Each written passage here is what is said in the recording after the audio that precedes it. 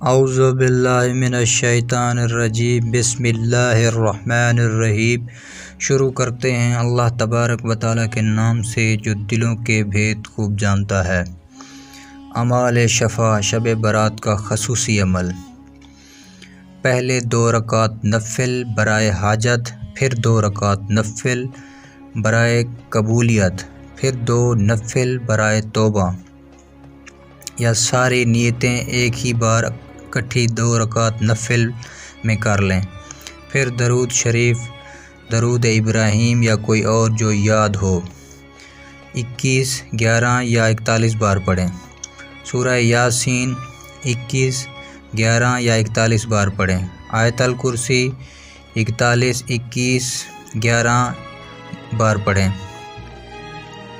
بسم اللہ الرحمن الرحیم 11، 21 یا 41 بار پڑھیں۔